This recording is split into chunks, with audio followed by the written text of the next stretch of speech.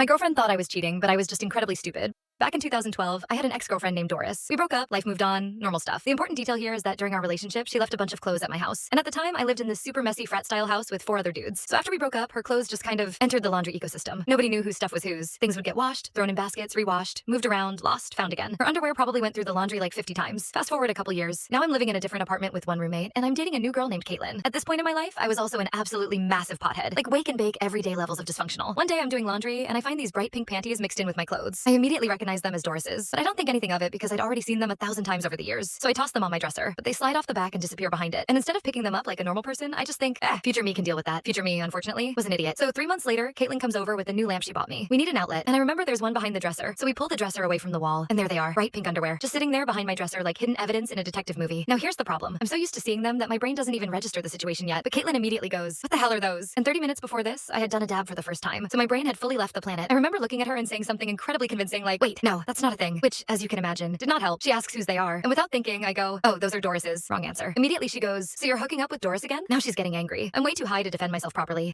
And I'm trying to explain this insane frat house laundry timeline that honestly sounded fake even to me, especially because it looked exactly like I had hidden them there on purpose. At one point, I literally tell her, "I can explain this, but I need like 10 minutes first," which is possibly the most suspicious sentence a human being can say. Eventually, things calm down. I let her go through my phone, explain everything, reassure her nothing's happening, and somehow the night recovers. Then 2 days later, I get a text from Doris. It says, "Why is this girl asking me about my underwear?" Apparently, while Caitlin was going through my phone, she found Doris's number, texted her a picture of the underwear, and asked if they were hers, which honestly is fair. So now I have to call my ex-girlfriend, who I hadn't spoken to in years, and explain that I accidentally kept her underwear because I was lazy and stupid. And somehow Doris just goes, "Honestly, that sounds exactly like you." Thankfully, she texts Caitlin, clears everything up, and smooths the whole thing over. Problem solved, or so I thought. Because later that night, Caitlin comes over, apologizes, everything seems fine. Then I come back from the bathroom and she's holding my phone. And she goes, "Why did you call Doris today?" At that point, I was spiritually exhausted. So I just grabbed the phone, called Doris on speaker, and made everyone talk it out together like a hostage negotiation. Caitlin and I eventually broke up later for unrelated reasons. But to this day, that remains the dumbest chain of events I've ever accidentally created. I wasn't cheating. I was just a lazy pot-smoking moron with terrible communication skills.